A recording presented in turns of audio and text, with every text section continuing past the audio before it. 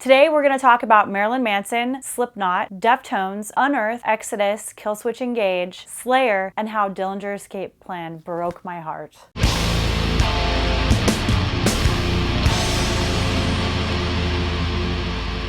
Although he released Pale Emperor just last year, the days of Marilyn Manson filling arenas with fans are long gone, and I can see why. I got to see him play with Slipknot a few weeks ago at the T-Mobile Arena here in Las Vegas, and I was very underwhelmed. He didn't put on a great show. He seemed to be really upset with his band. He was throwing stuff at them. He had like 6 different costume changes that weren't great. They had no impact on the stage show at all. And after every song, he threw down his mic, which made a loud popping sound, probably to treat the sound guys like crap, which I could imagine would be very irritating when you have inner ear monitors trying to maintain the perfect sound for the artist on stage. So ultimately, it was my first time seeing Marilyn Manson. I was very disappointed, and I will not be spending any money to see him in the future. So hopefully he either gets his shit together and starts putting on better shows, or he just calls it quits on live shows altogether. Now, the highlight of the show was Slipknot, who I've seen a few times before, but this time I was very impressed with their stage show, the choreographed video that they played behind them, and the performance overall from the whole band. It was great. It was like 15 years ago.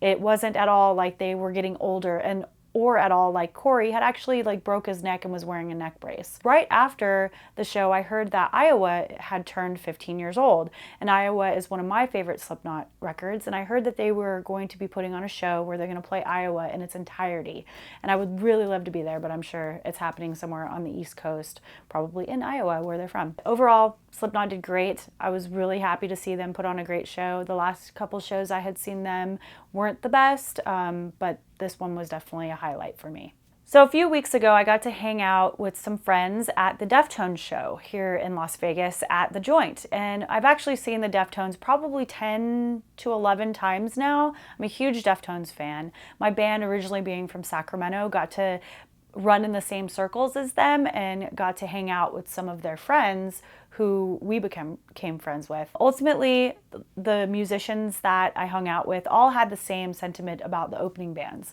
We're all wondering how the hell these bands get to open for the Deftones. One band that we saw wasn't, I think, at all in the vein of Deftones. But this usually happens every time Deftones go on tour. They pull some obscure, unknown band. Either their label's pushing them to pull them, or they just happen to like a weird, obscure band to open for them on certain dates. And that was the case this time as well. Now, Yellow Wolf, who is kind of like a country rapper, I don't know, from Alabama. I'm not really sure what kind of genre he is, but him and his band were the second band of the 3 at that show, and he put on a great performance. He had a huge crowd. To the Deftones, they love tons of different styles of music, and they make that known really often in their social media networks, and on their shows they play lots of different tracks before they go on stage. Now, the Deftones put on a great show as usual, and I was a little cautious going into this show because they released Gore this last year, and Gore to me is not my favorite Deftones record. It's actually my least favorite altogether. I listened to it a couple times, I just couldn't get into it. And talking to my friends that are musicians and bands here in Vegas, they felt the same way. And all of us have been heavily influenced by the Deftones, their earlier work. But this album it was lackluster, to say the least. And after it had been released, we heard that Stefan, the guitar player, wasn't too happy with the process that they had writing it and didn't seem to be too stoked on promotion of it as well. But when they played some of the songs live, I have a whole new appreciation for those songs. I believe there was only 3 songs that they played live from Gore, but I see them live, their energy, their dynamics with it is much better than it was translated on the album. One of my highlights of the show was getting to see Grady from Will Haven, who is from Sacramento and in a band that we're friends with from Sacramento, get to sing Head Up with Deftones. And as soon as he came up on stage, I was jumping around, super excited, and I'm pretty sure me and Brian, my drummer, were the only ones that had any idea who he was. But it was great. And a little history of Head Up. It came out on their Around the Fur album in 1997, and in the backing vocals is Soulfly's singer Max Cavalera, who actually named the band Soulfly from the lyrics he wrote for the Head Up song with the Deftones. So that's a little bit of background on that. And Cavalera is actually getting back together to do a whole Return to Roots tour that they're on right now. They're actually playing here in Vegas tomorrow, and I'm looking forward to seeing that. Old Sepultura, old Soulfly style, right back with Igor and Max at the helm. So last weekend, I got to see Unearth, Exodus, and Killswitch Engage at Brooklyn Bowl. A friend of ours, Rob, is really good friends with Exodus and hooked it up with some VIP backstage passes. So I got to hang out with the bands. I had a wonderful discussion with the singer Trevor from Unearth, who's a really nice guy. But they're all really fun, and we had a great time watching that show. One of the highlights for me was seeing Exodus, who's traditionally like a thrash band that has been around forever and has this like old school following, get to play to a younger crowd, because Killswitch and Unearth have that younger crowd. I would say that probably 20 to mid 30s are listening to Killswitch and Unearth, while mostly like mid 30s to mid 40s, 50s are listening to Exodus. But they bring it every time. That's the second time that I've seen them, and it was awesome. But the guys from Unearth are also awesome. They put on a great show, and ultimately it was like the best time. I have a million pictures that I took on my phone with the bands of the show and some clips that I'll share as well. But ultimately, Unearth, I love them. I'm a new fan. And they're coming back October 25th. They're going to be playing with Soilwork at LVCS here in Vegas, and I look forward to seeing them there as well. Slayer released a new video off of their album Repentless for the song Pride and Prejudice, and it's an all-star video. It's got some great actors from some horror movies like Bill Moseley from House of a Thousand Corpses, Danny Trejo from Machete, and Richard Speight Jr., who actually plays Loki in one of my favorite shows, Supernatural. The video is awesome. It totally follows in line with the last few videos that they've been doing off of Repentless, and I'd really like to see them put together a whole DVD of all of those videos together, telling a story like a mini movie. A fun fact is that Gary Holt of Exodus is actually playing guitar for Slayer right now. And we saw Gary Holt play with Exodus last weekend, and getting to see him in this video is amazing. So he is a really nice guy, pretty down to earth, puts on a great show, and is one of the forefathers of guitar thrash. So it just fits naturally that he would be filling in for Slayer and is like multitasking with all these bands and tours and videos. It's pretty great. He must be a really super busy guy. Now, on to the item that is deep in my soul, hurting me so bad, and that is Dillinger Escape Plan is calling it quits after 20 years. I've been a fan for 15 years. I first heard them when they did the 4-song EP with Mike Patton, and immediately got into them after that. I now have all of their albums. I've seen them probably 8 or 9 times. And I just got to see them in San Diego at this little tiny club called the Casbah. And if you've ever been to a Dillinger show, you know that any little tiny club that you see them in, really anywhere you see them in, you're going to be part of the show. No show is the same. The energy, the dynamic, everything that they bring just exudes with their live shows. And if you have listened to them on their albums or any of their songs and dig it just a little bit, I highly suggest you go see them on this last tour that they're doing this October. They're coming back to Vegas October 29th and playing a smaller place here called Beauty Bar, which they actually played last year and was amazing. But these guys, I'm so heartbroken that they're calling it quits in the middle of their peak. Like, they're right at the top of their careers. Their shows were sold out this last tour, the little mini tour that they did. And I imagine that they're going to shortly be sold out with all of the final tour announcements that they just made. So they're getting ready to release their last album, do this last tour, and I'm just crushed. They've been one of the most influential bands on me as far as stage presence, lyrics, how they work together, and it's really sad. It breaks my heart. Seriously, guys. Like, you can't keep it together for another 10 more years. I would give up lots of other bands. I would sacrifice other bands that I love just to keep Dillinger together. So a few weeks ago, some pictures that I found on Instagram popped up of Dillinger playing the Reading Festival or Reading Festival. I don't know how to pronounce it. I didn't do research on that, but the Reading Festival in England. And the singer, Greg, got a couch, set it on the stage, and normally he's jumping around, jumping into the crowd, climbing on anything that he can get his hands on, just like the rest of the band pretty much. And for this show, he sat down on the couch, drank some tea, pretended to read a newspaper, and was screaming at the crowd. It was amazing. I would have loved to have been there. On top of their final tour, they're doing final tours in Europe too. So if you happen to be in Europe, I would suggest to go see them there. Now I want to talk about some new albums that just came out or are coming out shortly. So a band that I found out through a friend of mine and has kind of been underground for a while is called 12 Foot Ninja. They're from Australia, and they just released their brand new, or their second album, Outlier, which came out on August 26th. I immediately downloaded it off of Spotify. I will also buy it too, because I suggest buying the albums from the bands as well, not just streaming. But it's amazing. It delivers the groove and the punch that the first album did that made me hooked on them. And they're a very dynamic band. Their range is amazing. Their singer is amazing.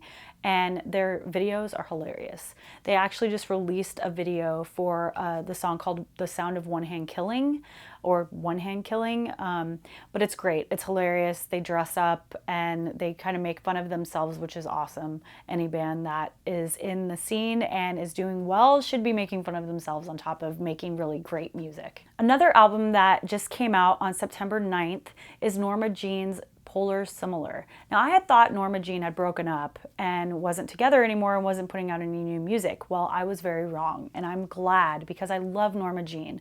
The two songs that I heard before the release have been great, and I look forward to listening to the whole album, getting my hands on it, maybe getting some vinyl to collect, but it's awesome. Apparently the singer is the only or the longest standing member of the band, because they've had such a weird lineup over the last few years. But I'm stoked that they returned with a new album. And the singer is also in another band called 100 Suns, which has launched a Indiegogo campaign so they could get funding for their next or first album. And so far, what I hear is pretty great. They have some really cool videos on Facebook and on YouTube if you want to check those out as well, talking about their efforts for the funding and how it's going. So this band that I just heard about called Sub Rosa just released a LP called For This We Fought the Battle of Ages. And I read some mixed reviews about it, but I dig it. It seems pretty cool, very doom metal, stoner rock-ish ambient, and pretty cool to put in the background if you're reading a comic book or any kind of book, or drawing, creating art.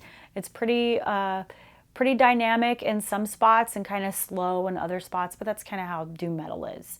So hopefully they'll be coming to Vegas soon so I can check them out. If not, I'll have to drive to Salt Lake City, which is only like 5 or 6 hours away. But I look forward to seeing them. Hopefully their stage show is as good as their first album was, and then they can mix some of this album in there as well. So one band that's not really metal, not really punk rock, kind of a mixture of both, is one of my favorites over the last couple years, is Every Time I Die. They've been around since 1998, and I'm surprised that I didn't get into them sooner. I really love their dynamic. I really love their songs. Their lyrics are super intellectual.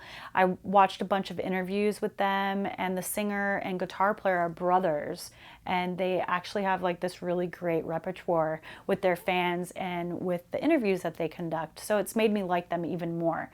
But they're getting ready to release their next album called Low Teens. And so far they've released 2 singles off of that, which you can get off their website or iTunes or Spotify, whatever your downloading site of choice is. But so far so good. I dig it pretty much. I look forward to seeing them live, which I haven't seen them live yet. They came for Warped Tour, but I don't do festivals, so I didn't go to Warped Tour. I don't want to sit through 40 bands just to see the one or two that I actually like. Some bands that I'd really like for you guys to check out and share your thoughts with me happen to be 100 Suns, which I mentioned before, which has the singer from Norma Jean, and it actually has former members of Every Time I Die in it. They, again, are doing an Indiegogo that you can check out online, and hopefully they'll be releasing their album soon, because I believe that they hit their funding goal or are close to it, but they don't have a set release date quite yet. A local band here in Vegas that I would love for everyone to check out is We Gave It Hell. They've been producing really great music. They've been really good in the underground, all ages scene here, and I can't wait for them to go further. Our friend Drew is in the band, and he's an awesome guy. We've been friends with him since we moved to Vegas, pretty much. He used to be in a band called Allura back in the day, and we became friends with them instantly when we moved here. But We Gave It Hell has been putting out really great music, really great videos, high quality stuff. They're still pretty young, so I hope that they go pretty far with their career, and I can't wait to see them do bigger things. Another one of my favorite bands that I would love for everyone to check out is All Hail the Yeti. All Hail the Yeti. They're amazing. We've played with them twice now. They have this really unique sound that is metal with screaming, but their bass player does backing vocals, or kind of highlight vocals, not really backing, but he has these melodies that are just awesome. I love to sing to it in the car, and I love that they just released a new album over the last few months. They've been putting out videos for it and touring in support. They're actually going to be on some of the dates for the Return to Roots tour that the Cavalieras are doing, and another band on that tour to also check out is Legion.